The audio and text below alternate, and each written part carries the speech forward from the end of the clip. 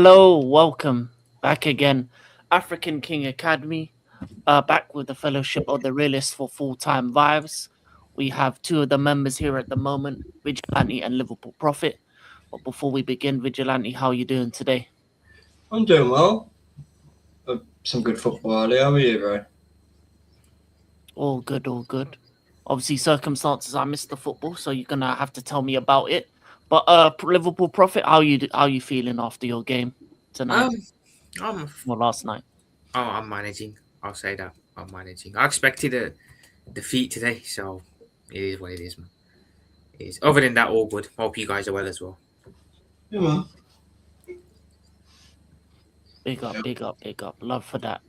Well, we will start with the Champions League fixtures. Unfortunately, due to certain event time, I missed the games, but I did check the highlights.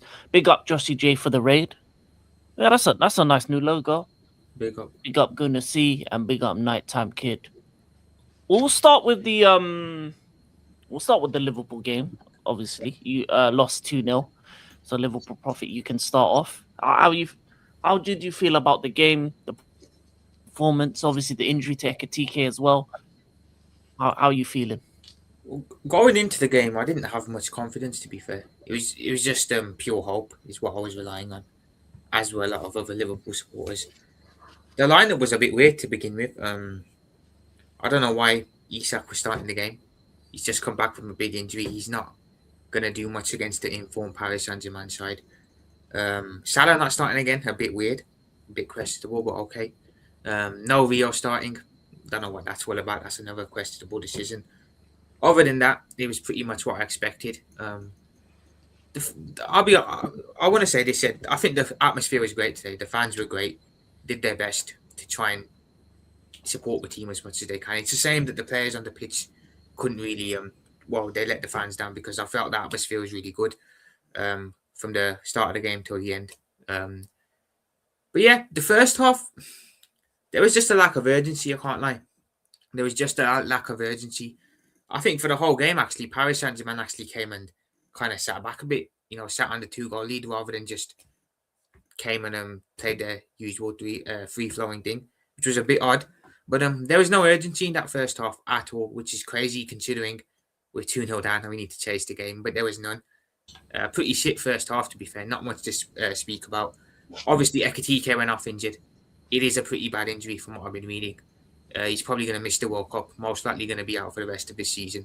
This year, actually. So, obviously, the prayers to Ekatike. Hopefully, speedy recovery and that. But yeah, that's a bad injury.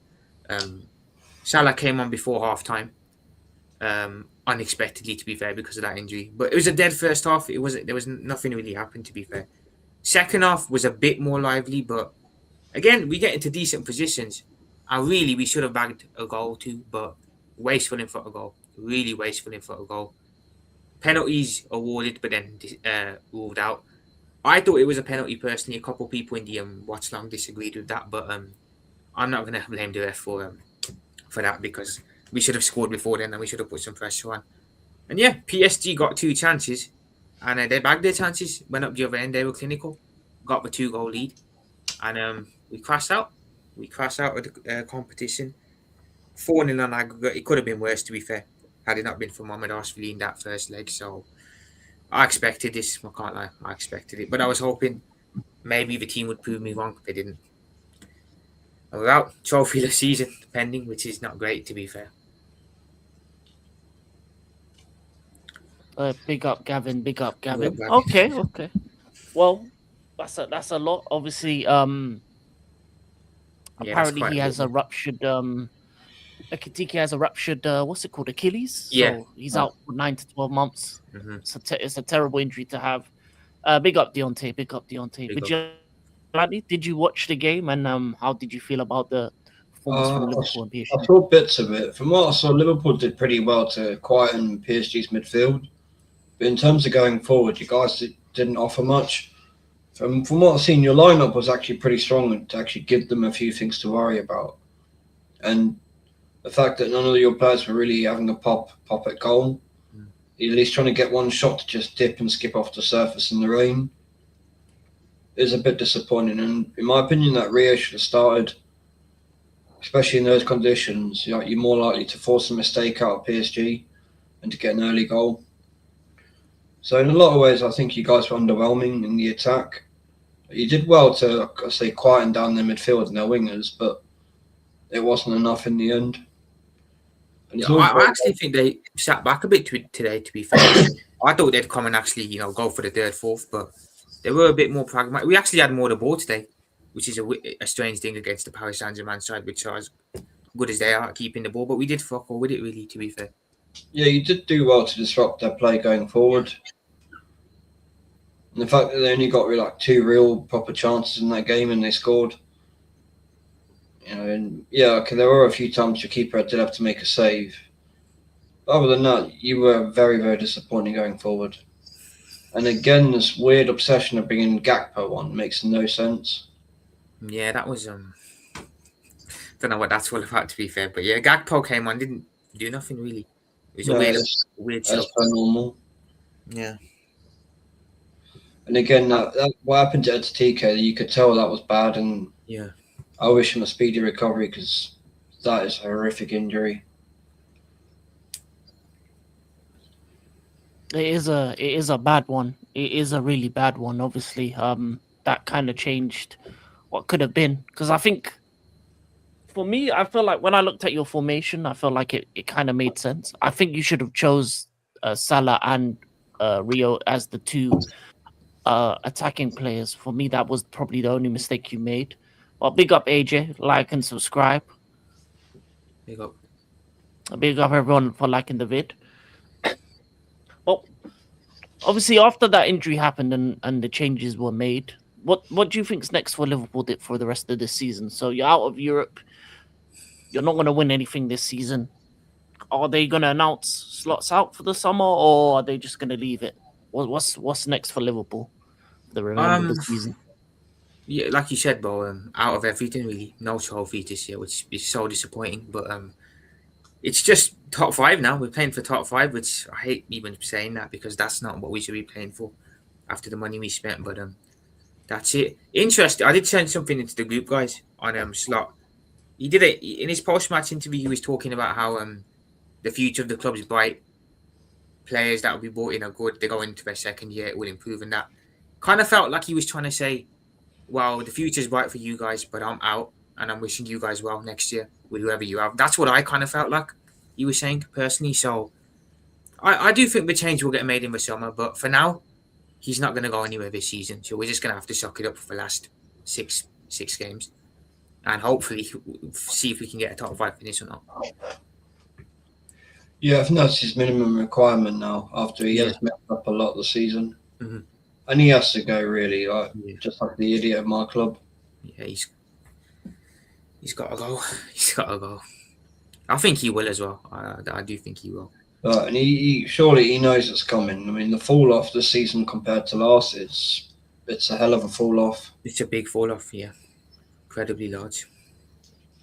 And one thing I do have to say, I know you sent it into the group, and not to touch on a sensitive issue, but pundits and that need to stop blaming this on Jota's passing. Yeah, I think it's just really disrespectful, especially on a day when you guys are honouring and remembering the 96 that lost their lives in the Hillsborough disaster.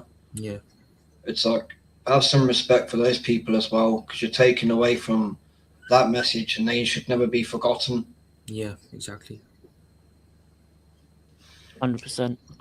Actually, furthermore, the one thing I did not like about the Paris fans, even though they showed up with a good atmosphere, is that they booed or they made noises during the actual minute of silence as well. That was a problem. Actually? Yeah. That's disgusting.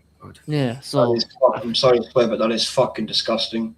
Yeah, so I feel like there was a lack of respect there from the Paris fans.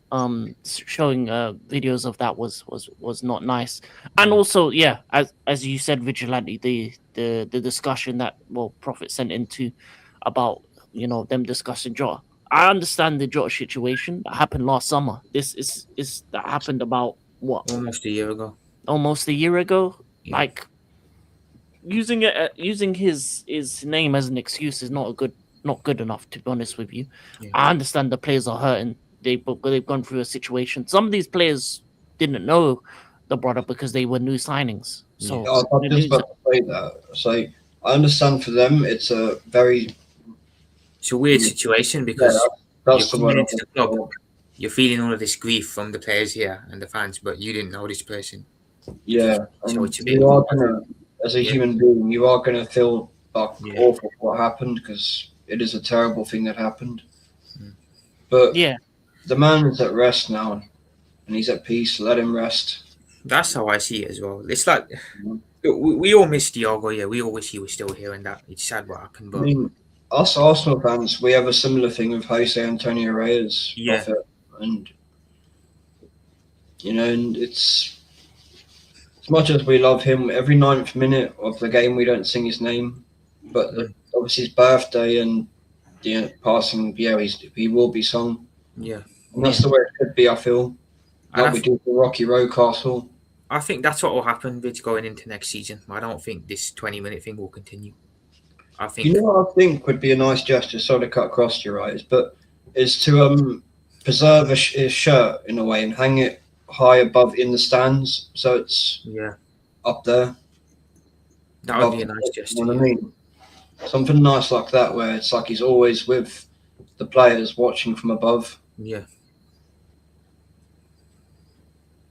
And plus, I think that would be a nice gesture to the family 100%, 100%.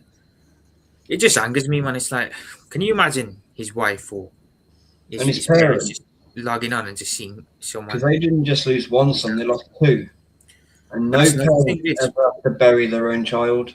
That's another thing, but I think a lot of people are quick to forget that it wasn't just the Argo. Lads, bless up, bless up. Big up Rasta. Big up Big up Rasta. Rasta.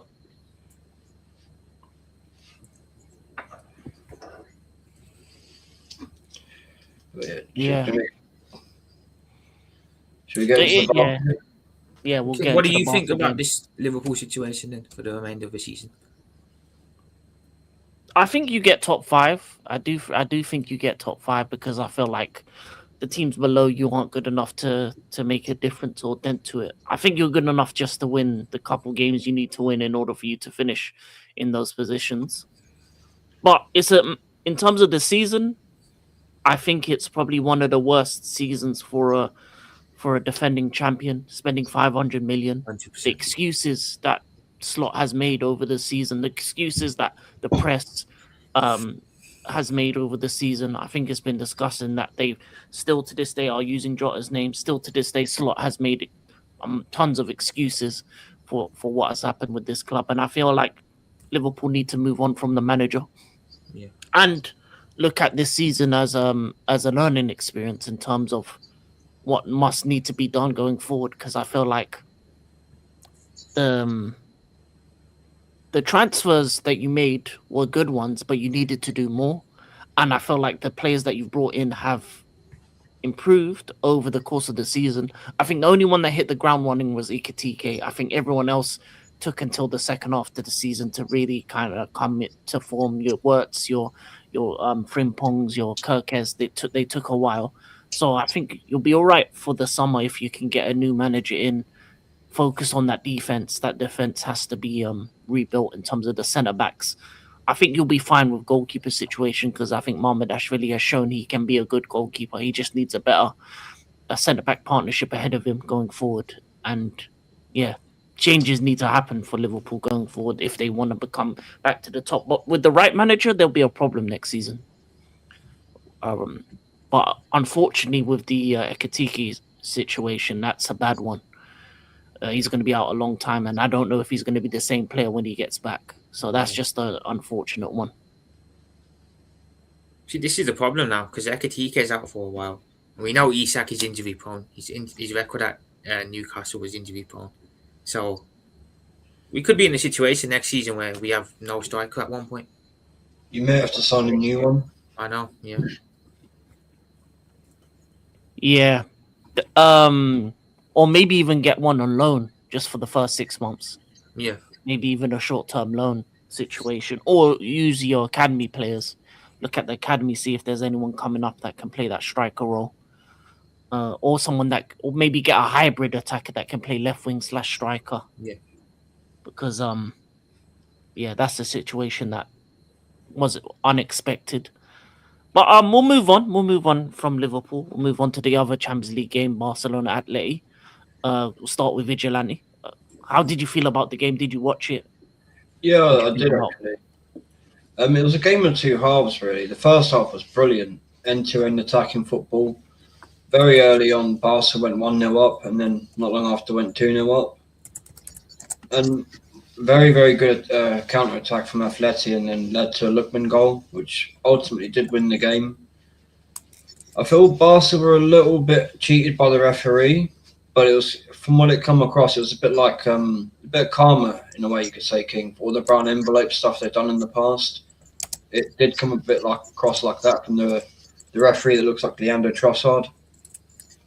Yeah, Because they had a goal ruled off for offside, but it actually came off the Atleti player, and I think it's Ferran Torres. It was offside, but he stayed still. Then the Atleti players run past, played him onside, and then it's hit the Atleti player, landed to him, and he's put it in. Is that not onside? yeah. It was ruled offside, which was a bit of a sus one. And then going into that second half, it was kind of a dead second half. It was just Barca mostly trying to attack Atleti, but they just at one point they ran out of ideas. And then from a counter attack, Atleti got a red card. No, Barca got a red card. Sorry, from a really shocking dive by Sorloth. Because I mean, how tall is that guy? And the player, he's about 5 foot fuck all. Literally, one hand touched him, and he fell over. And he wasn't even the last man, but he was sent off, which makes no sense. But in the end, like I said, a lot of it came across like karma for the stuff that Barca had done to other teams over the past. It's just a shame it's happened to such a actually really talented young squad that they do have. Because I don't actually see any of the past in this Barca. But at the end of the day, they can hold that because it's karma. Admittedly, it did piss me off because I don't like cheating in the game from Sorloth. But I will say the right team won in the end because Atleti, they just completely quietened Barca down in that second half. And at one point, they were just lobbing in crosses for a defender to try and head, playing an Arteta move in a way.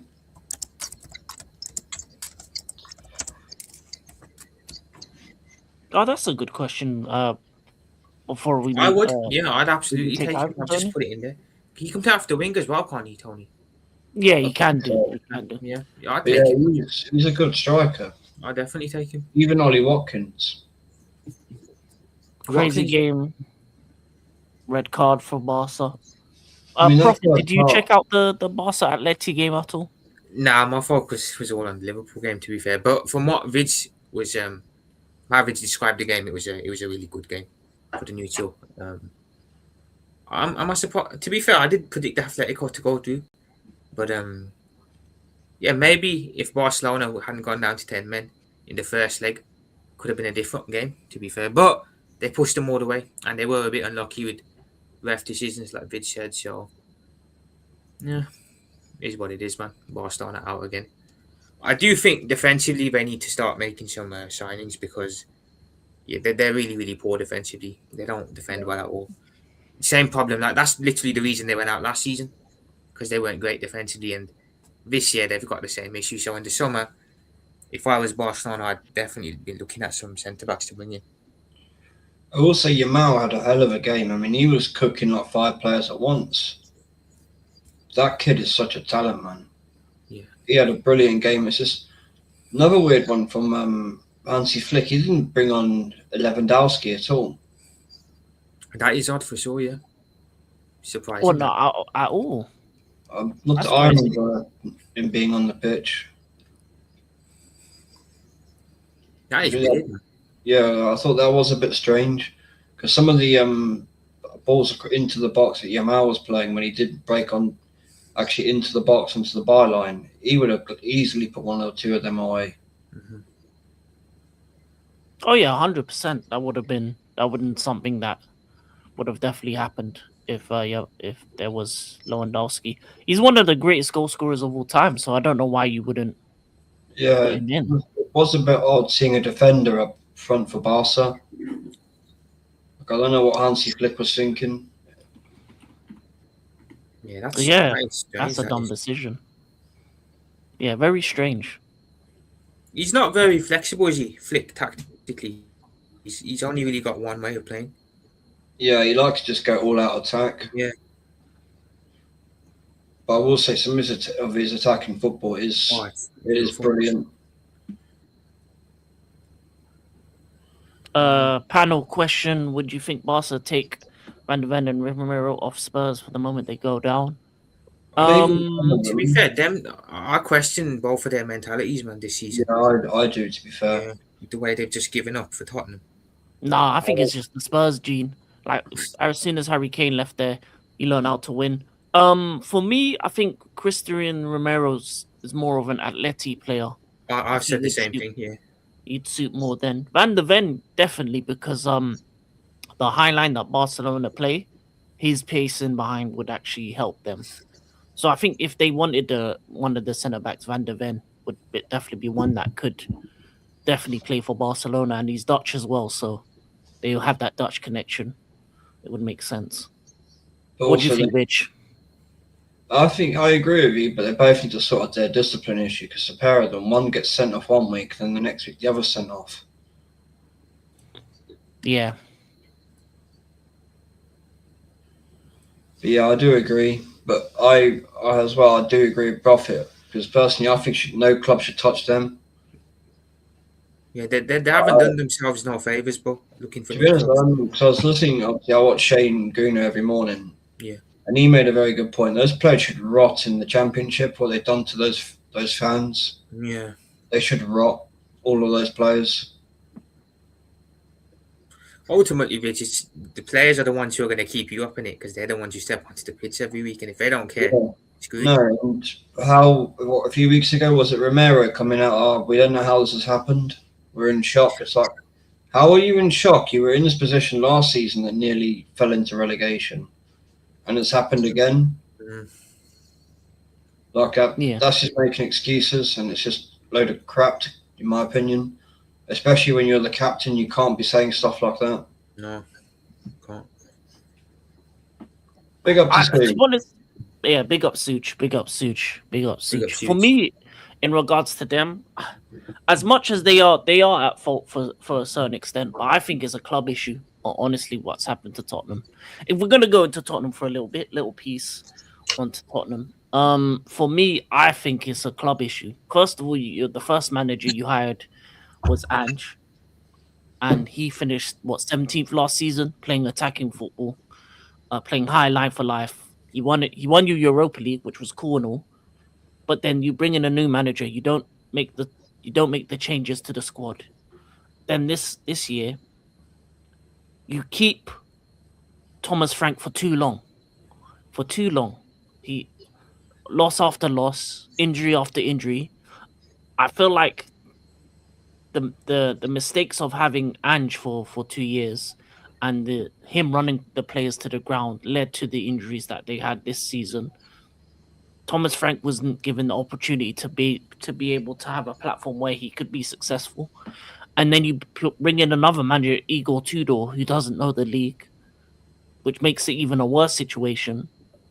So, as much as the players are out for, I think this has happened because the club for the last 10 years has made every possible bad decision in terms of footballing terms for Spurs, for me. Regards to managing, regards to sporting directors, regards to the players they brought, regards to everything. Every piece of thing they've done up until this point has led to this moment for the club. For me, they care more about their stadium, about their NFL matches, about their Beyonce concerts, about their Formula One underneath the stadium, about everything else rather than the footballing for me. And I feel like it seeped into the mentality of the players as well. That's why when you see a player leave Spurs, it takes them a while to get rid of that mentality. It took Harry Kane a year or two before he started winning because he had that Spurs mentality. I think Big up Brian. Big up Brian. Is a lot of their ex-players don't really have a connection with that club. To be fair, I mean, I listened to I think it was Luis a while back, speaking about Tottenham, and he didn't really light up. He didn't really seem excited. Mourinho's another one. He said, I'm pretty sure he said something like, "I have a connection with all my clubs except Tottenham." So Yeah, he did a say lot of their that. ex-players and managers don't have a great connection with them after leaving. Yeah. Big up RSV. Yeah, I Big just feel like it's the club itself. I feel like the club is the ownership of the club, not so much, including Levy, because he shouldn't be. Just because he left before the ship sank, doesn't mean he wasn't at fault for helping it sink. But him and Enoch collectively have led that club astray again and again and again. And I feel like this was just about to come. It was just when, not if, for them. And I feel like this is the time where they finally get their just dues for their lack of synergy when it comes to their footballing side in every aspect. When it comes to their sporting directors, when it comes to their managers, when it comes to the players they brought in, the mentality of the players they bring in. Yeah, I just think like this is just a culmination of everything wrong with what Spurs have done over the last 10 years. And it can happen to any big club if you allow for an ownership to move like this, to make everything outside of football be more important than the football. That's true. Very true. They care more about the boxing event that happened last week with Tyson Fury than the actual club. They care more about that. That's what's happened with Tottenham. To be fair, that's what's happening to a lot of clubs. It's these businessmen that just clearly do not care about the sport. Yeah. Yeah. That's why I don't know what to expect when we move stadium, because we could become the next Tottenham. Easily. You could be like Arsenal. Yeah. But you think Yeah. you'll actually move stadium, King? Yeah, they're planning to either increase Stamford Bridge or move us to Old School. That's the plan. You'd be better off expanding Stamford Bridge, staying at your true home. Yeah. Like coming from a but family. they don't care. But from Yeah, I would love that. You know, because I'd give anything to be back at Highbury with just bigger stands, to have a real ground again, not a soulless urn. Yeah. I think that's happening. I think that's happening to my club. I think that's happening to Rasta's club. I think United are definitely moving to a new stadium. Are they just increasing Anfield at the moment, Liverpool or your club? Yeah, every now and then they increase it. To be fair, they're not. I don't think they're really bothered though. To be fair, they're more interested in doing other stuff in and around the club. But yeah, they do expand it every now and then. And that's the right thing to do. Expand your stand. Yeah. With us, I'm not worried we'll ever move stadium. I don't think we'll ever go down that route. I don't think it will happen. I don't think we will. United as well. I wonder if I don't think they'd ever really go from Old Trafford. I don't think they should be allowed planning permission because they're in debt. And this new stadium only put them in further debt. Yeah. I don't think that should be allowed. They should be taught, and they couldn't even maintain Old Trafford, those owners. Yeah, the roof. I think the roof's still leaking as well. And that's one of the that ground has one of the biggest capacities in the league, doesn't it? If not, Yeah, it does. It does. But And I it's think just that will very- happen, though. You know, I do think United are going to move to a new stadium. I feel like when it comes to these American owners, they want to have their stadium as big as possible. And I think if they could make a super new stadium in Manchester, they would do it in a heartbeat. They would do it in a heartbeat. I think they should be blocked on that. Personally, they should be told just to fix Old Trafford and expand that. Can I ask you? You know when Spurs moved stadium, from their old one to Wembley and made it.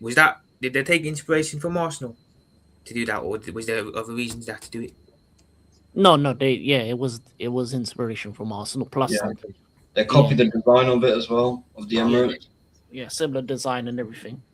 They didn't have to do it because Tottenham aren't a big enough club to need that big of a stadium. They don't need that stadium, if anything.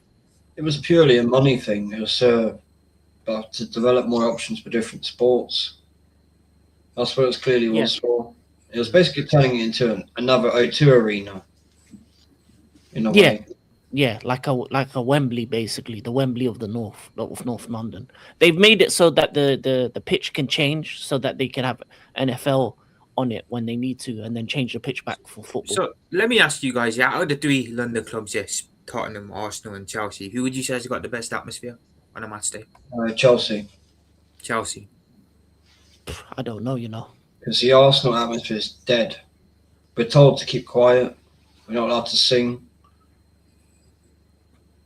I think they're all shit compared to what I'm used to.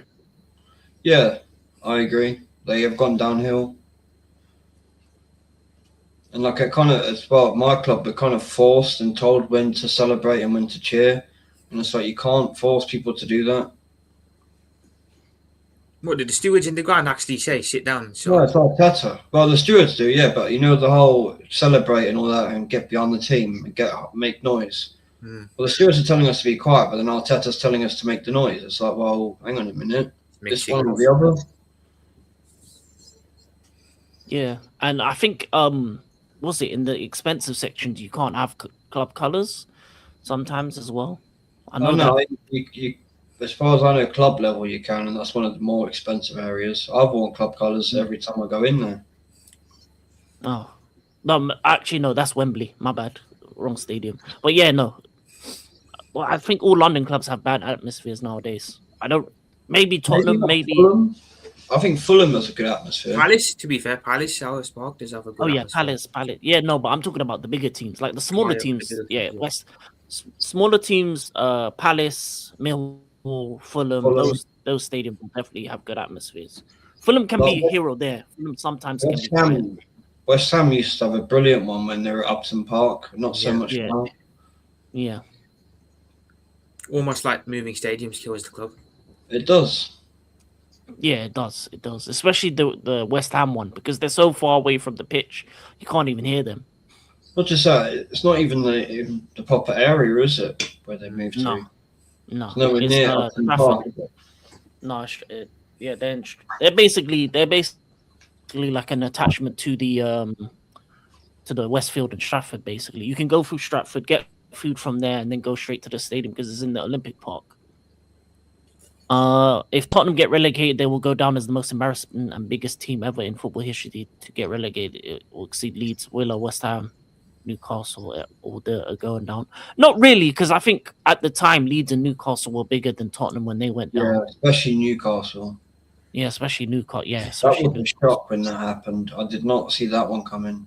Yeah. Yeah. It'll be up there, though. It'll be top 3. It'll definitely be top 3 and most embarrassing.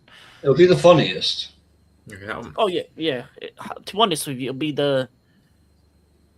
be the happiest moment of the season for me, to be honest, because the rest of the season was shit. For me. Villa were in the Championship a couple of years ago as well. Yeah, they were. But yeah, I think even Nottingham Forest were down at some points as well. That's a big club that went down. Now we're back up.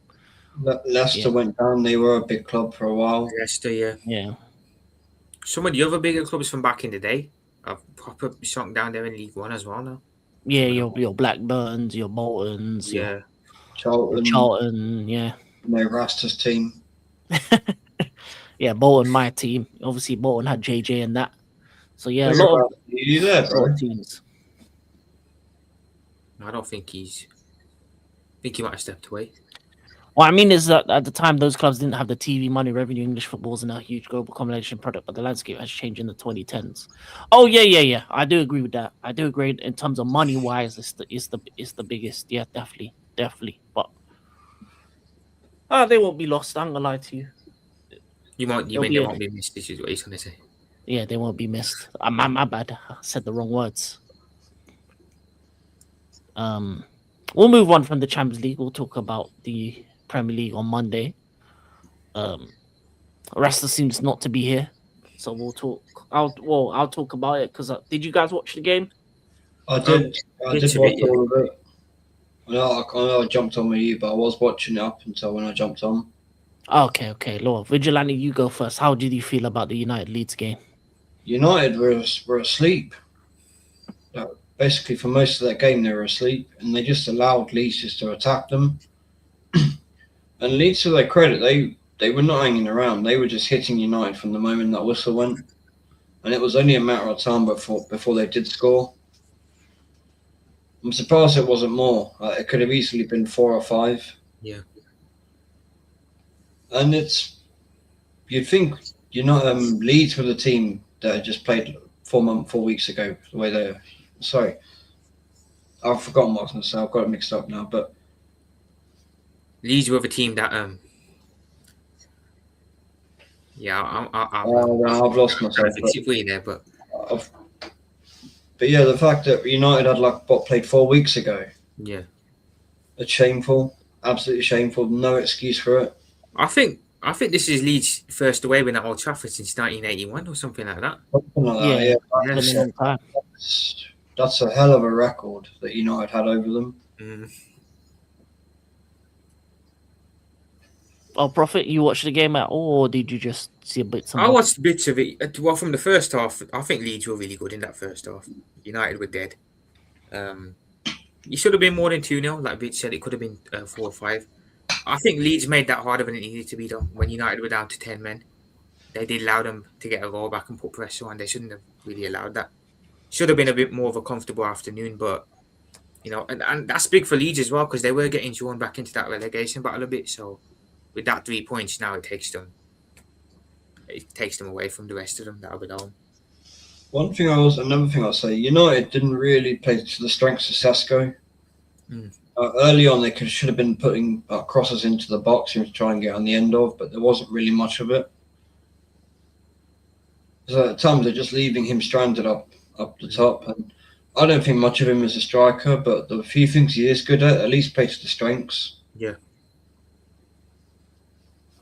Yeah, 100%, 100%. Quickly, RSV are Tottenham top 10 most valuable sports franchises. Yeah, that's crazy. Yeah, That's crazy. True. Prior to the EPL era, it was very common for big teams to go down. Villa went down in the 80s, a few years after winning the European Cup and having loads of trophies. Same goes for United in the 70s. Yeah, that is true. It was more common back then. We got Nighttime Kid. Yeah, Sesko had chances. He did. For me, I do agree with Vidge. I think United were very very slow to kick off, and I feel like what you were gonna say is that it looked like Leeds were the team that had a month off, but Yeah, I feel like sometimes in football, what people don't understand about sport is when a team hasn't played together for a long period of time, it can take a while for them to get used to their kind of settings. So like if you're playing week in week out together, you're more kind of used to how each other moves, etc., etc. And if you have like a gap, especially when there was 2 weeks of what's it called, international break, and some of these players didn't even make the international break. So imagine that for a whole month, all you did was just practice, and practice isn't the same as a game. You're not going to have the same fitness. You're not going to have the same movements. You're not going to have the same pace. You're not going to go at the same intensity as a game. So I feel like when United were playing, they felt like they were playing a training game, whereas Leeds were playing a proper match. And that's why you saw the difference in intensity, difference in speed, difference in willingness to go for it. Because Leeds have played a game previously in the FA Cup where they beat who did they beat? West Ham. Played 90 minutes plus extra time, etc., etc. Went to penalties, so they've already played 120 minutes. They come into this game kind of like ready, raring to go, excited about being in the FA Cup semi-final for the first time since the 80s. They wanted it more. They were hungrier. They were faster. They moved quick, and as soon as they scored that first goal, then they scored the second, and then they could have either scored a third towards the end of the first half. I think Lisandro Martinez made a great block, but yeah, it was a lot of things that was happening within that first half that felt like the one team was in it. And then in the second half, as United started to kind of take off that jet lag, take off that that ring rust, and started to play better. Sandro Martinez decided that he wanted to pull on a man's hair. I don't know if he was feeling lonely for a month. He was feeling like he pull a man's hair. You know what I'm saying?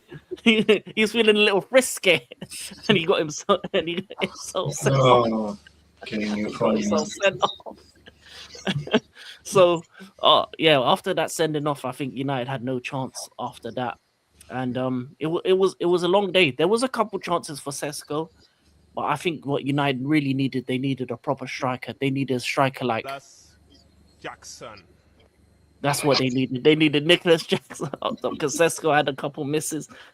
Outside of that, I think it was a really fun game. It was really entertaining. I think Leeds just wanted it more. Obviously, some United fans say like prior to the second goal there was a foul on Bruno. I think it was a bit soft. So and yeah, that's really what I got to say about that game. I just think Leeds were just a bit more up to pace, up to speed. And I feel like United need maybe a couple games before they can bring themselves to speed in order to be able to compete again. But yeah, I think that's really it. Because as you said, not many of their players went on international duty. The club should have really done a game behind closed doors. Because they didn't play FA Cup weekend either, did they? So they had a chance to do one then. Yeah, I think that should have been. I think that was the mistake they made. They even went to Dublin for like a week or so. So it felt like they had a pre-season within the season as well. You see, they could have done. They could have easily done that over there in Ireland. A little game behind closed doors. Yeah, because I felt like they just didn't do anything in that month for them to be ready for this game.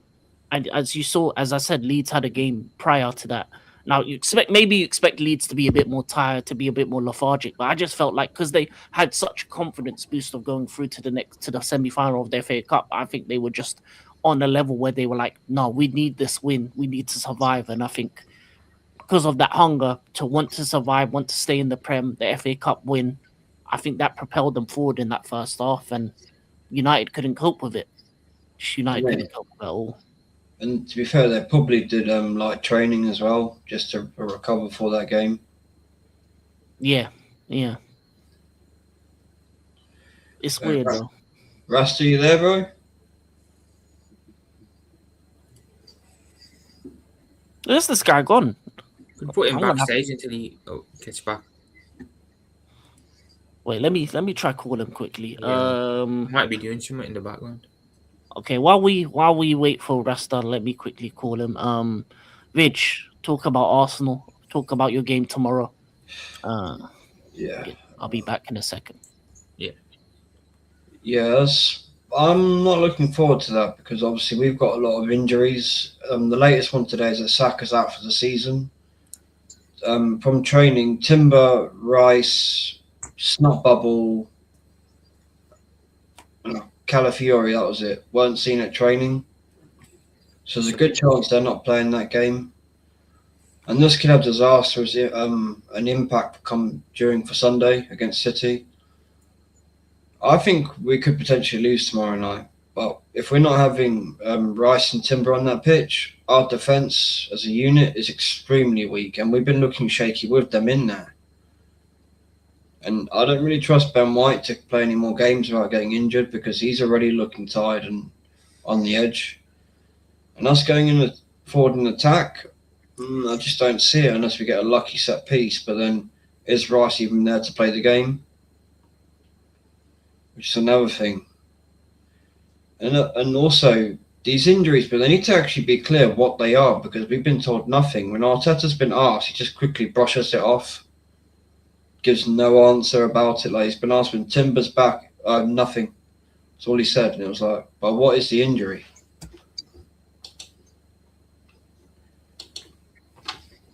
Big up, Rasta. Yeah, what's going on, lads? What's going on? Oh, good, man. Today's been one of them days, man. Been one of them days, but nonetheless, I've been listening. But continue, Vidge. I'm listening, bro. Yeah. And that first game against Sporting, we did scam that because that was such a bad game of football. That was really difficult to get through. If Sporting score early, I would not put it past them to overturn that game because, look, they overturned a 3-0 loss against Bodo Glimt. 1-0's hardly much of a challenge. And they put us out of the Europa League at this stage a couple of years ago. And I've been seeing a lot of deja vu this season, especially in the last few weeks. Like a loss to Southampton, where we one of the bottle jobs from Arteta, and now we've got Sporting. So yeah, this could be deja vu. Let me ask you a question here, bro. I've seen a couple of Arsenal fans saying this online and that. Would you take a loss tomorrow going out just to focus on the league? No. I can't ever bring myself to say I want my team to lose. And I don't think there's anything really to save in the league. I don't think we're winning anything this season.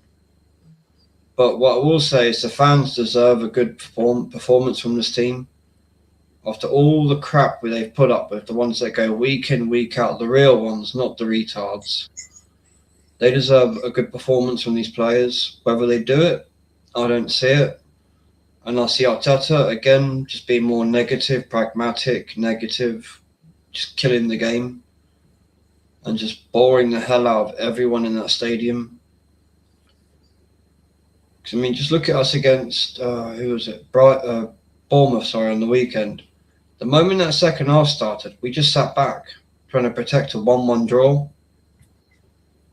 And I would not be surprised if we go from the very moment that game starts, just sit back and just try and protect a 1-0 lead. And that never works. So I think we are going to lose tomorrow night, to be honest.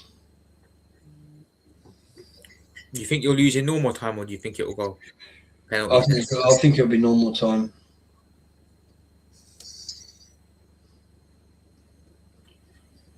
Yeah, I don't really have much more to say than that, but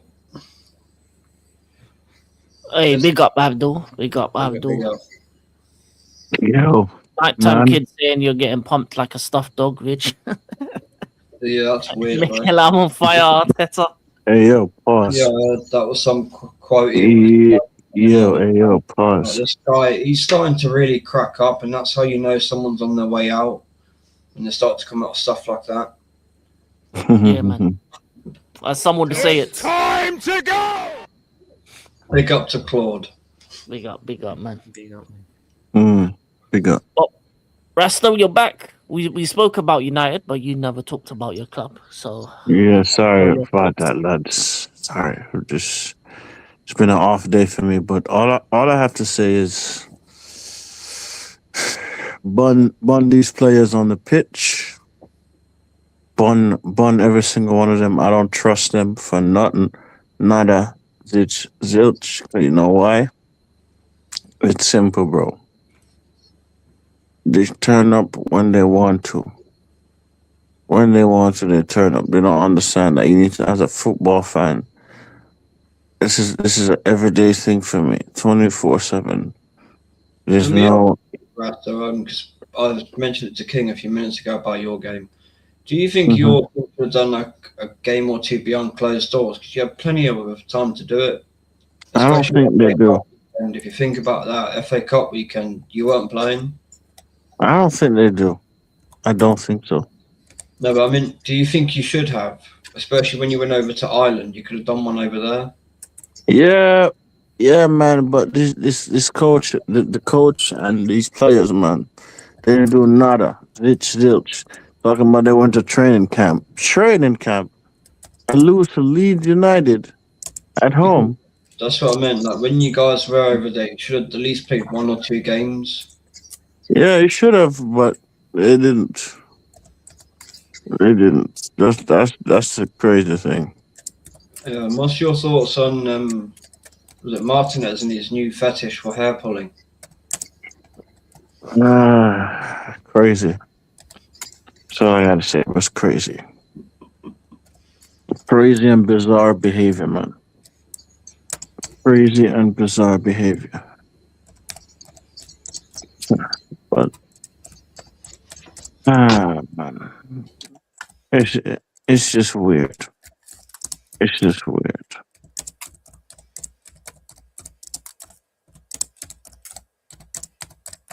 you're an Arsenal fan, Rich. Liverpool have been embarrassing all season. A lot needs to go. Promoting preseason is disgraceful. Was the season still on? Are they really? That's crazy. That's really cool. That's crazy, man. The only thing I haven't seen from my club, and I'm expecting, because they always do it when we're in like a bit of a situation like this, is some merch. Like when the dog's been seen, by the way, she don't look very happy. Oh, it's a C. I don't don't know. know. No, it's Oh, C. fed up with Arteta's shit. If there's any female would hear him speak and just see straight through him, like, yeah, you're full of bullshit. No wonder why she can't stand him. His missus obviously feels opposite, Rich. Oh, bro, she sounds just like him. She literally sounds just like him. Female version. Oh my word! And apparently he conquered her. Were his words, like whatever's that's supposed to mean. Those were his exact words. He conquered his wife. It's like, no, that does not sound good. That really does not sound good. Yeah, that's mad, man. That's mad. Hey, lad, give me a second. Yeah, I'm stepping away for a sec, yeah? Give me a sec. I'm listening, though. Stepping away, yeah? No problem. And then That he is conquered. That's mad. No, he honestly did say that. That's a crazy thing to say. It's like, what does that mean? Yeah, no, he's mental, man. He's talking about being on fire. He's talking about conquering. Like, he's talking about it felt like a punch to the face. Well, can I punch you in the face, Arteta? One for every year you've been at my club. Yeah, it's crazy.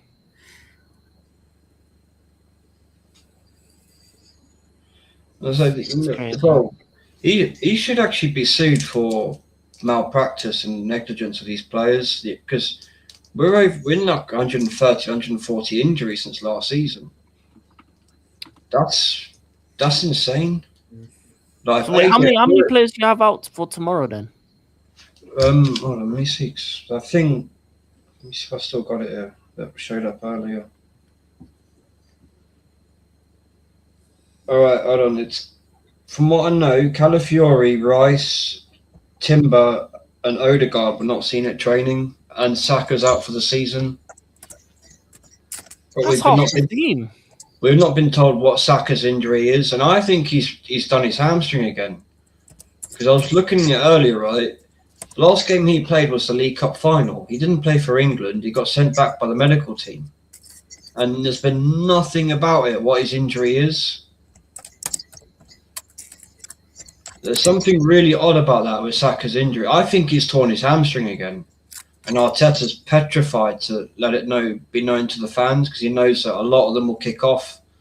And also how the narrative is a lot of them are turning. His biggest followers are actually turning and are saying things like, even if he wins the league, it's time for a change of voice. He has to move on. Did you know this new contract there? I don't think he's going to get a new contract. No, he's not. No, that's a myth. How long is it meant to be for? They're saying there's nothing on about it. All that is happening, Prophet, is BBC have fluffed this up a little bit. All that's happening is he's having contract talks in the summer. And the club themselves, not just that, something came up on my phone and it's an actual quote from the board of directors at Arsenal. He has been told Champions League or Premier League or you're gone. He knows he has to win the season. That's why he's really cracking up. The amount of pressure he's under, and I don't know if you've been listening to his press conferences, but he said recently, I need all my injured players back now. He's basically demanding everyone that's injured, just forget you're injured and just come and play. I need you because I'm about to really lose everything. And that's a shameful thing to say. If you've got players that are injured and everything, let them rest and recover. Mm-hmm. You're not going to win anything. If anything, you're just going to destroy more of these players' bodies. Later in life, they really are going to suffer because most of these players are in pain injections throughout the game. It's disgusting. We've basically got a team of junkies on the pitch.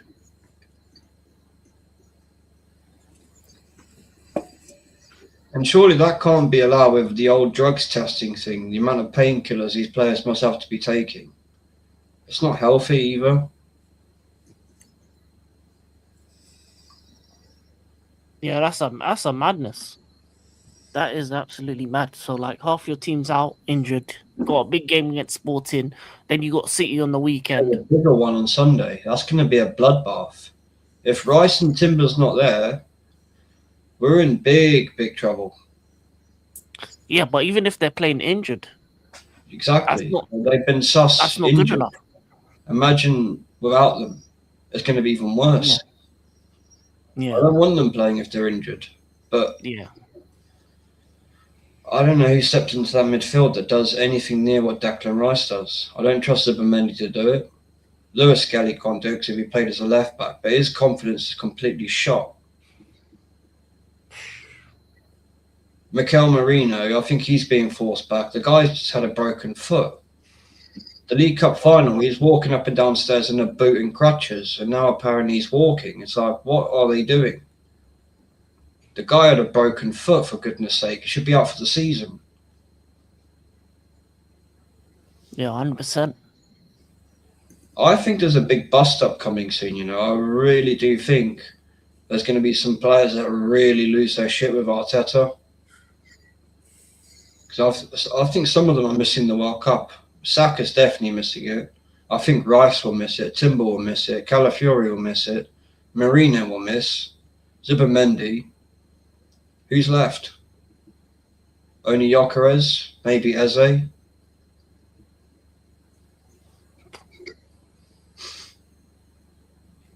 I don't think there's anyone who's not going to miss it. No, I don't. I think Gyökeres won't miss the World Cup. I think he'll probably be the one player that's lucky. But the rest of them, I don't see them going, and I think they're really going to turn on him. And because Saka's, you know, star boy, even though he's about 24, 25 years old, you're not a boy anymore, you're a man. That's why he's so scared to let the fan base know what his injury is, because there's so many that love Saka too much. Yeah.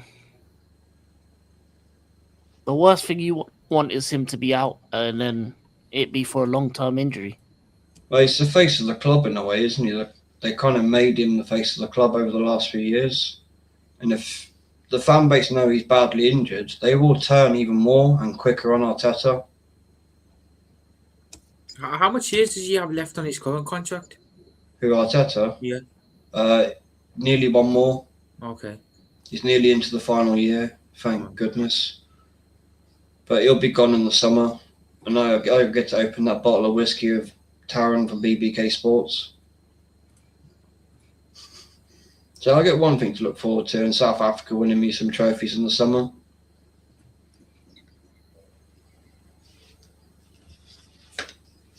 Harambe Arsenal versus Harambe BS Atletico. Around I don't know if Arsenal going to make it tomorrow, you know, with all these injuries. I don't think we do. We might see the ending of a season in a week. Well, in a month. Yeah. You think in what 2-3 weeks we've gone from when all the idiots going, oh, they're winning a quad, which we're never winning a quad, to winning a treble, to winning a double. Oh, we'll just take the league. That's how quickly it's changed, and it's like, wow. You lot sure quick change your tune fast, didn't they? Yeah. And you know, the annoying thing is, I'm hearing a lot of them saying the same stuff that a lot of myself and all the other real Arsenal fans have been saying for years. They're now saying the same thing. It's like, are you for real? Yeah, it's crazy. At this point, it's like, it's a bit too much. It's a bit too much, really. Mm-hmm. Big up, Andre. What would your 11 be for tomorrow, Vidge? I honestly don't know, Andre. It all depends who actually is fit to play.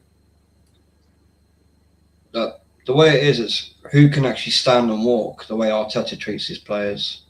That's where they're at now. Can you walk? Okay, cool. You're playing.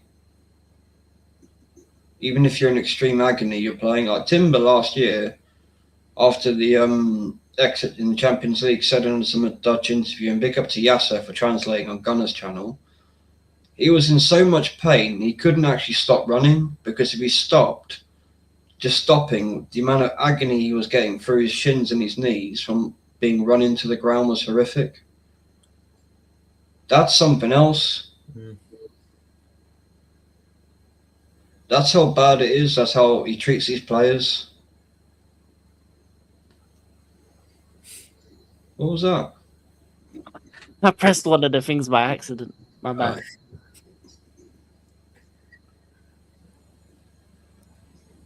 Be honest, do you enjoy the sport anymore? It's getting worse each year. I mean, there's some football that I enjoy. Like, there's certain leagues, like French league, Spanish, Italian. Prem isn't enjoyable just because of the style of football.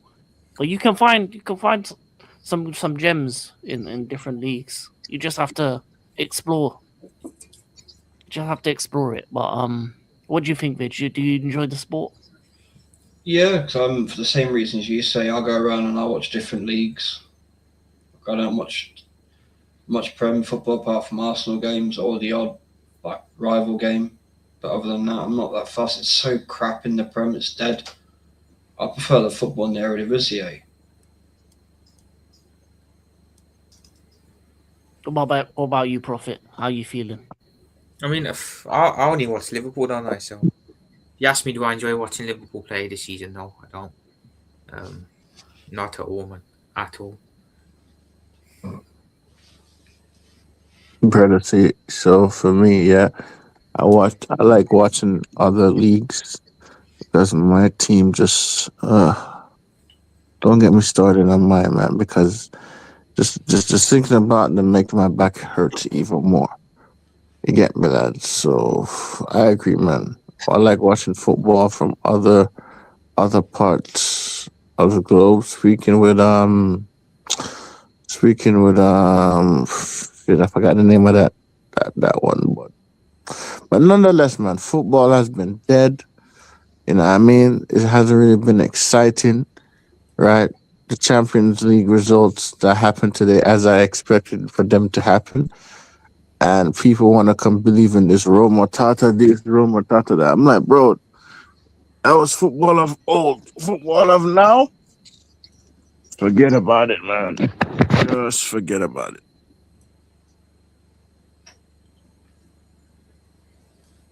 Yeah, that's just the Prem, isn't it? It's just like every manager's playing some really boring game of chess. Well, chess is boring, but that's what it's like. No, big up chess, man. It's a smartsman sport, but they want to Americanize the sport. Yeah, they do. Well, it's kind Atleti of make a semi-final in Champions League and possible Sporting 2. The game is dying. Not yeah. really. Atleti is a big team. Sporting is a bit mad. You say that, but look at the other.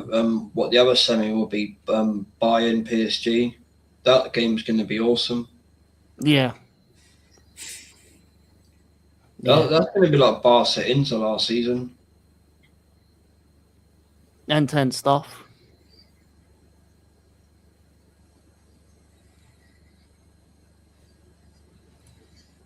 Rasta still crippled. Yeah, man. Yeah, man. Yeah, man, I'm still crippled, lad. So bear with me, people. Bear with me, people. Oh my god. That sounded like the Joker. I was going to say it sounds like Beavis and Butthead then. It's fair enough, man. He's in a lot of pain. Yeah. He's in a lot of pain. To be fair, you know what he actually sounds like? He sounds like he's a Spurs fan. Yeah. Anyway. Get out of here, bro. Get out of here. Your back's not hurting now, is it? Man stood up like the Undertaker when he saw the Spurs shirt. Rasta came. Oh man, nighttime kids can be loving that. You know it's bad when it hurts. Yeah, that's true. Yeah. Andre, name me at the 10 elite strikers in this era. I can name you 40 to 50 20 years ago. True, Mello. I think there's only potentially one elite striker, and that's Haaland. Yeah. Well, no, there's still a couple others. You know, Lewandowski and Harry Kane. Who else? Haaland. Yeah, that's it. That's all I can think of. Is there any others? Because I don't consider Julian Alvarez an out-and-out striker, even though he's cold. Is there any other strikers? No.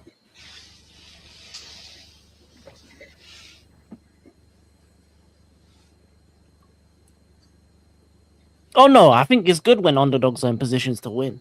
I don't think that's why the game's dying. I think the game's dying because of the way teams are playing and the level of quality of players.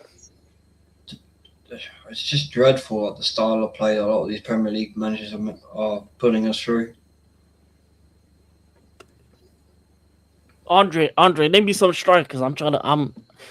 And yeah, My that's mind. my opinion, Like, Andre, to be fair. Like, I don't think there is many good strikers. I think he is probably the only, like, what you can say, out and out world class elite. Yeah. I think the rest are starting to fade. Like Lewandowski, Kane will start to fade soon. oh, what in his age group? Haaland's probably the only one in his age group, definitely. So I mean, like the young and upcoming striker that is actually elite and world class, even though he has fallen off a cliff recently. You guys still put? Are we still counting Ronaldo, or are we just taking him out of this now because of his Who? age? No, he's too old. Like if you look at Kane, Lewandowski, Ronaldo, if you look at all of them, they're all 30 plus. Yeah. Anyone under 25 that you would consider an elite striker?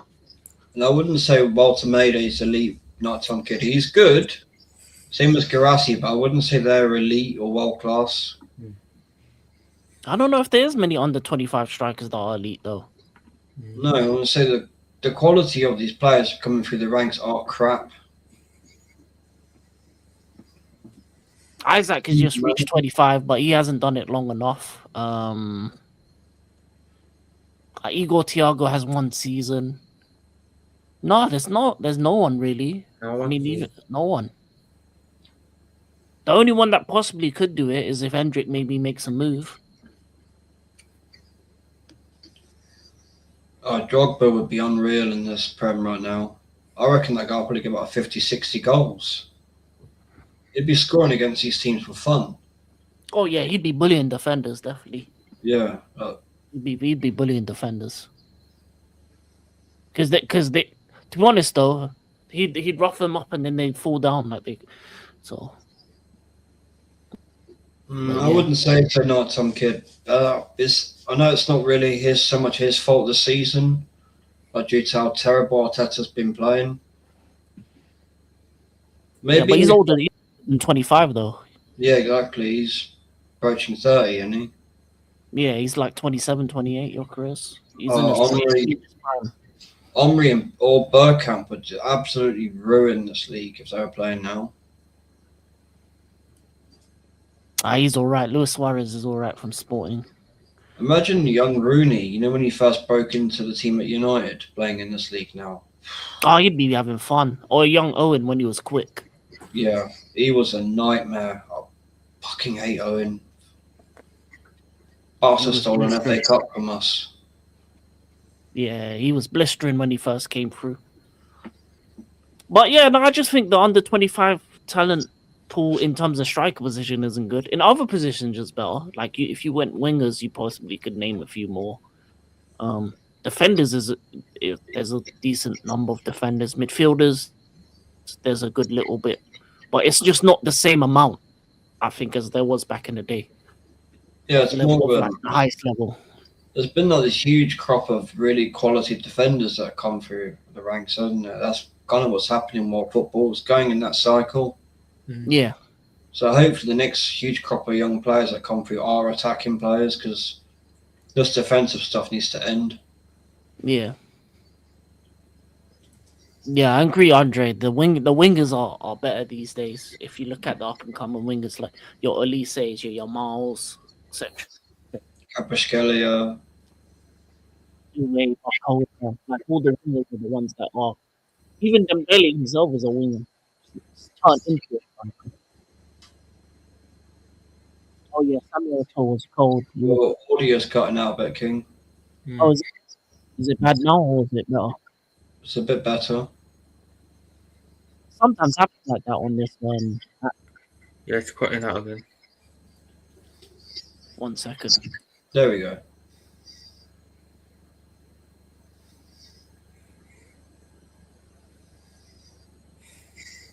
How about now? Is it better now? No. It's still the same.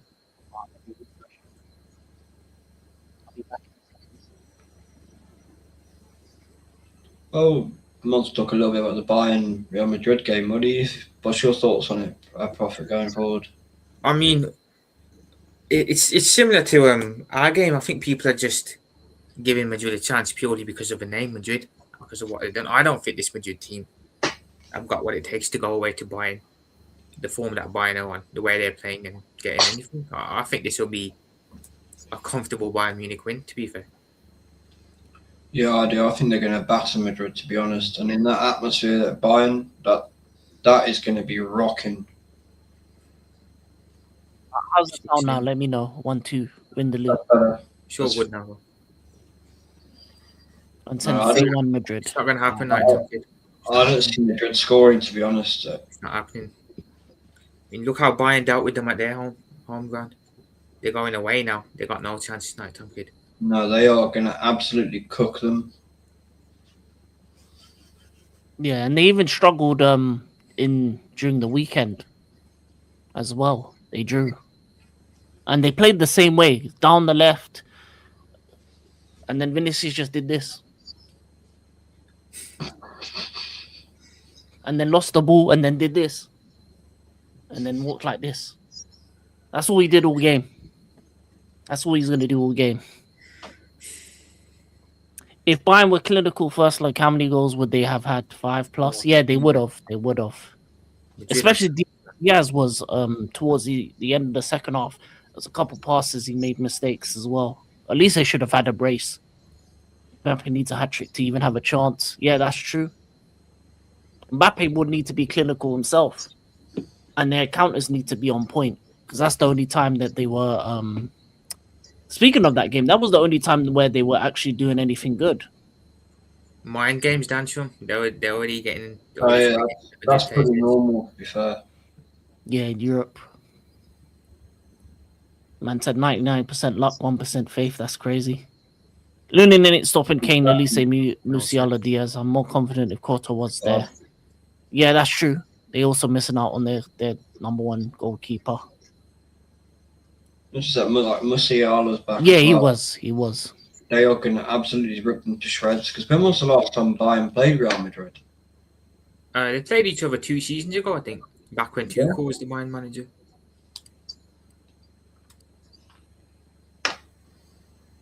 Oh, King's job's out again. What's your thoughts on Bayern Real Madrid, Rasta? He stepped away again. Yeah, I think it'll be comfortable, bro. I genuinely don't see Madrid causing them no problems. I think 4, maybe 5-0. That'd be great to see as well, man. Madrid getting a hiding for once.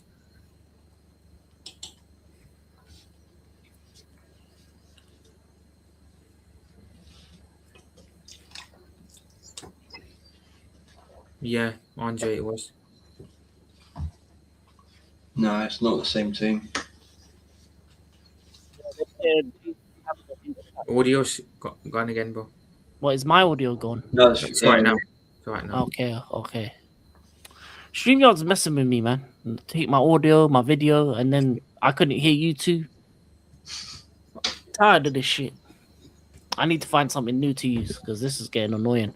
But anyway, yeah, I just think their attack is just going to be too much for Madrid. Defensively as well, if Carreras is left 1-on-1 on an island again against Elise, then it's going to be a long day. It's going to be a long day.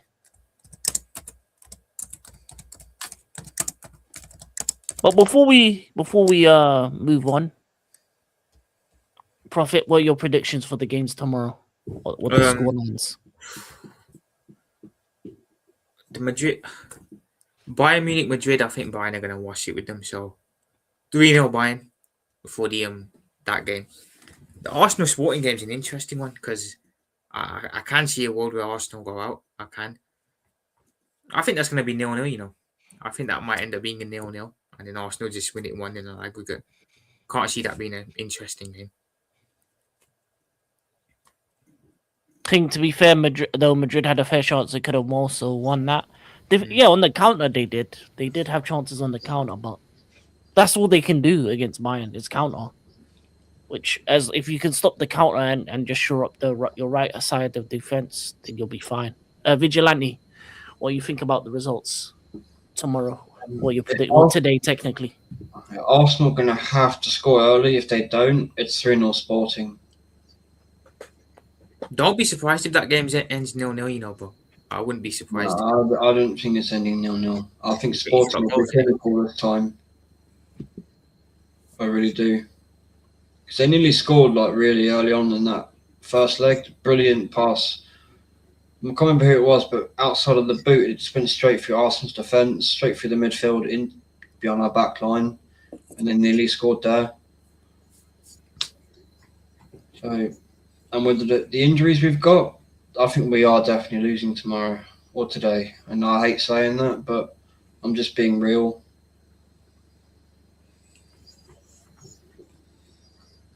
Rasta, are you there?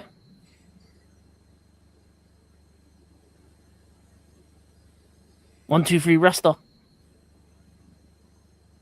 No, he's not there. Anyway, for me, I think I'll go with the more obvious one in terms of the Bayern. I think Bayern win 3-1 against Madrid. I think Madrid do score a goal. I think Mbappe probably gets that goal. In terms of the Sporting Arsenal game, I think it goes to penalties. I think Sporting win 1-0 and then it goes to penalties, and then Sporting win on penalties. That's what I'm gonna go with now. Because with all the injuries, and I just don't think Sporting are that clinical themselves, I think it goes to penalties and they lose on penalties. What has Arteta done to Eze, man? I know. He's a serial killer of talent, mate. That's what he is.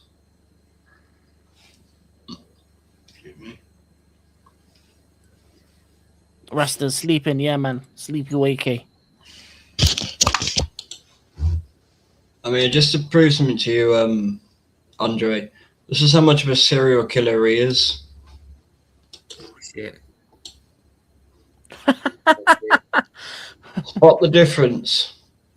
Arteta has a stubble. That's the only difference. And he looks more sinister than Ted Bundy. Is that not eerie or what, guys? How much alike those two look? Once double check. Is that not like freaky? They look like the spitting image of each other. Right, so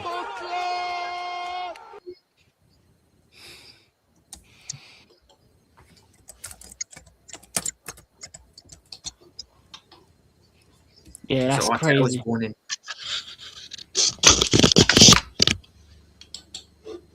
Okay, nah, that was wrong. I thought do you know sometimes who's that guy who looks like Ozil? There's that one person in history that looks a lot like Mesut Ozil. You guys know who I'm on about 1 minute. Like Ozil, they're gonna have to show us. Yeah. You mean the game Abe's Odyssey? No. Or a goldfish? I'll share the screen actually because this is crazy. Yeah, share it. This is You absolutely. sure it ain't a goldfish? No, this is mad. So, wait, you guys out? Here we go. It's actually crazy how much this looks like. And check this out: the day he died, Ozil was born as well. What the fuck? Oh, God's sake! The hell? Oh yeah, I've seen this guy. Look at that. Oh, Enzo Ferrari. Oh, Matt. Oh, yeah, yeah. That, come on, man. Does that not look like Ozil? Yeah, That is. that's what I see it. No, he died the same day Ozil was born, which is even It's worse. not.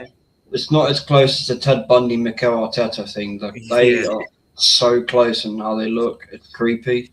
Yeah. Hey, big up Enzo Ferrari, the man Yeah, created 1 minute. Ferrari. I'll just put it in. He's a legend. Yeah. Yeah, look, there you go. Look at that! Wow, No, the one on the left, Prophet. this one here. Yeah, look at that. And look at the years. Yeah. Died in 1988, born in the same year. That is eerie, man. I swear. That's crazy. That is mad. Now, I'm not That the is type crazy. to talk about reincarnations. You And know what's even more mad? I'm only 4 years younger than Ozil.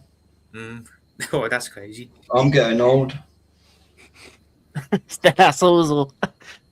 Reincarnation, man. I'm telling you, I swear, that is mad. Born the same year that he dies. Is You know, I'm going to see when Ted Bundy was executed now. No, that's crazy. imagine he was executed the same day Arteta was born. That's what I'm thinking. No, it's impossible. When was Yeah, he Ozil was class.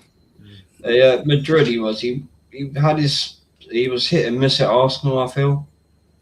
But Madrid he was. He nearly broke the record, I swear, the first season. Yeah, but he didn't like really travelling north past London. Yeah, I was born in '82, I think. Dan's from, so that's well off. Yeah. Yeah, that's crazy. But I think there's nothing really else to talk about. And if actually, while we're here, obviously there's games on Thursday as well. We'll quickly talk about that. Obviously, English Morning, teams in Europe. Everett. Big up Everest, man. It's not that bad, Everest. I'll never compare Slot and Arteta, though. I'll never do that. It's just how they make excuses. Yeah. I wouldn't call him Good Slot. morning. I won't ever do that. There's still a good level between both of them. But, yeah, Slot, just need to go, I agree.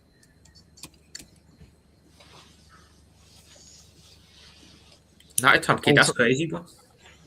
That is crazy. So let me see. Here we also have Europa League and Conference League fixtures. We'll just do the English teams. Let me make it bigger. Woo. Do we believe that Villa are going to go through? Oh yeah, I think they're winning it. The Forest game's interesting though, because that's 1-1. I think Yeah. Forest will win that at home. I will say that own goal Porto scored, legendary, amazing, Oh yeah, 30-yarder.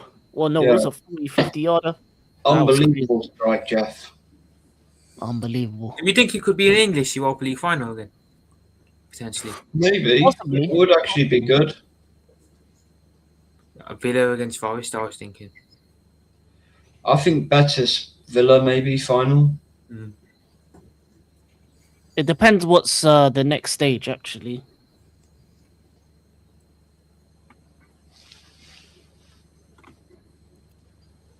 Because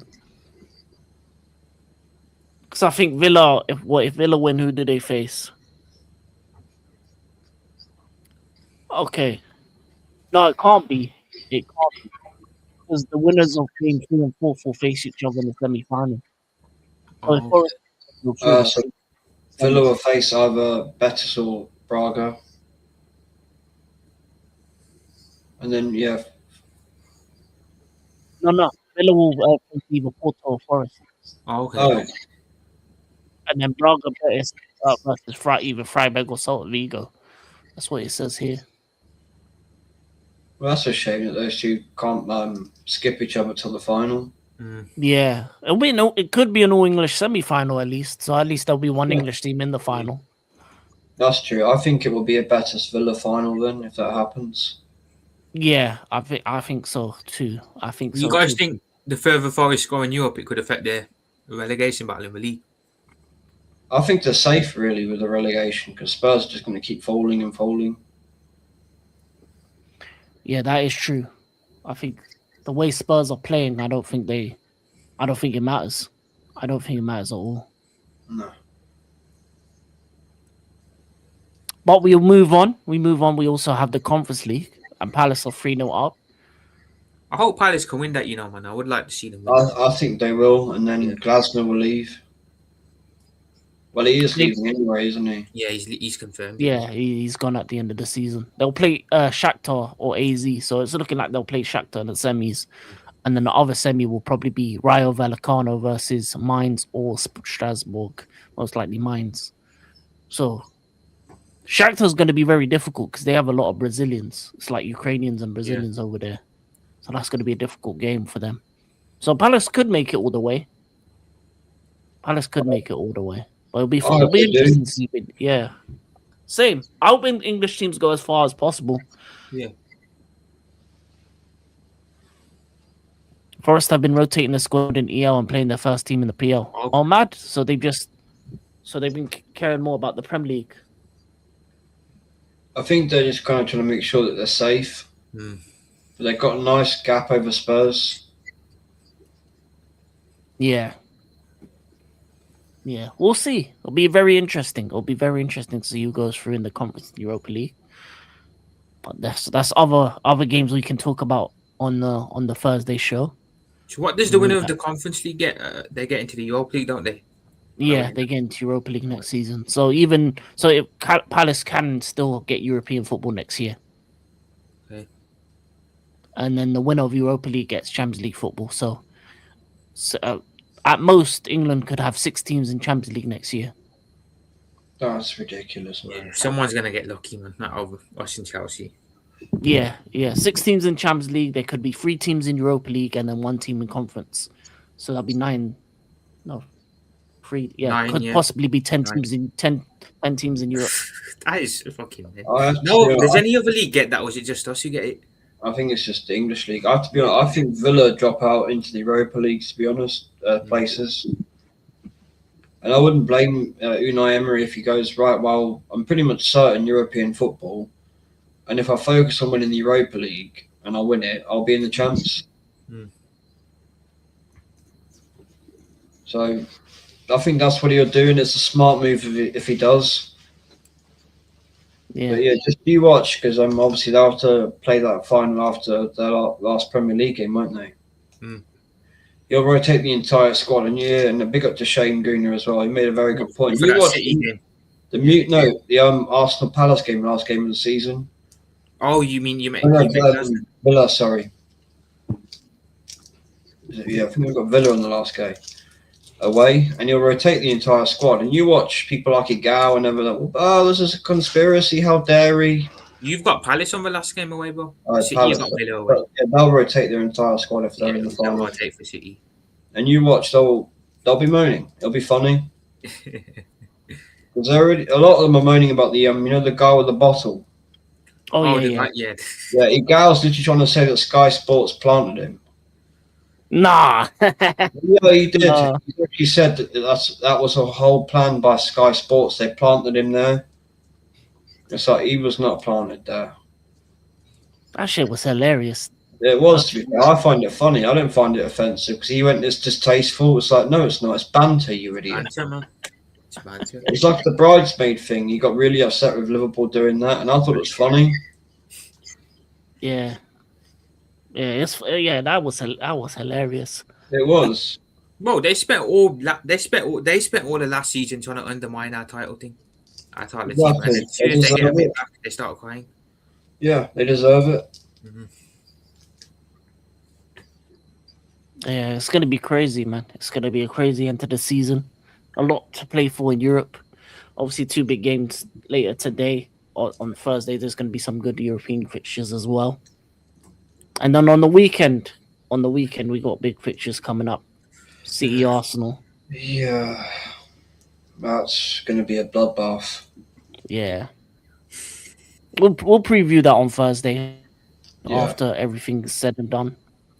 We'll also have a talk about Chelsea United as well on Thursday. That's another big game. There's midweek fixtures, isn't there, next week? Next week. Is the midweek game? Yeah.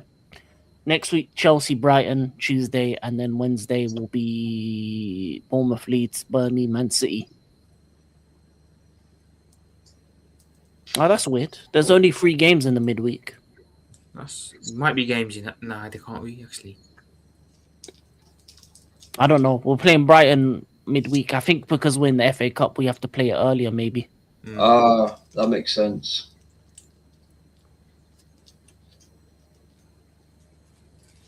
Because then the weekend after that, is FA Cup weekend plus the games. Yeah. So Leeds and us are playing Tuesday, Wednesday, then the FA Cup games on the weekend.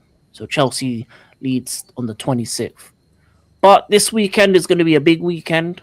This weekend is going to be Derby weekend basically. Derby weekend, Everton, Liverpool. Big game weekend, Man City, Arsenal, and then the other big game on Saturday, 8 p.m. kickoff, Chelsea, Man United. But we'll talk about that and more on Thursday. Hopefully, Rasta is in a better place with his back. Hopefully, he's rested.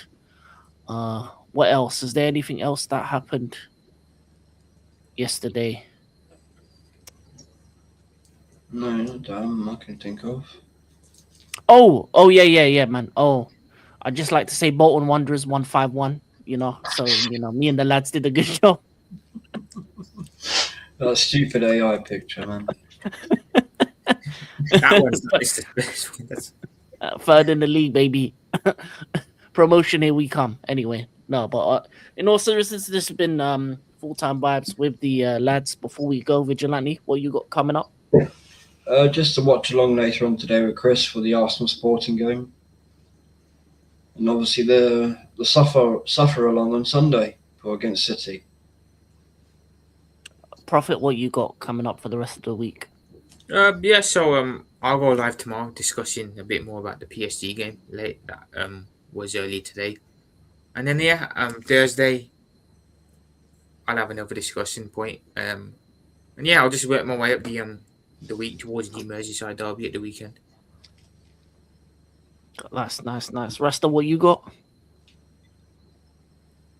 Well, let you know. Thursday is we got from the stand spot. I may be doing a game on the weekend. We'll see. I think Rasta is doing a game on the weekend. Let's check his channel. I'm pretty sure I saw him he's doing a Bundesliga game, but let's double check. Rasta Stocks. Before we go, we need to make sure that he's doing a game on the weekend. Yeah, he's doing no, he's not. He's not doing a game on the weekend. That Spurs top suits him as well. Not doing a game on the weekend. It actually suits him. But I'll be doing watch alongs later today with Michael TV for the Champions League, and then I don't think I'm doing anything on Thursday. Friday might do some of the NBA stuff and maybe WWE, and then on the weekend is it's WrestleMania weekend plus obviously all the football and stuff like that, and we'll be back Thursday. Hashtag in the comment section, hashtag Rasta Spurs. Hashtag Rasta Spurs. But before we go, just want to know, man, it's a big day for Arsenal, and like they say,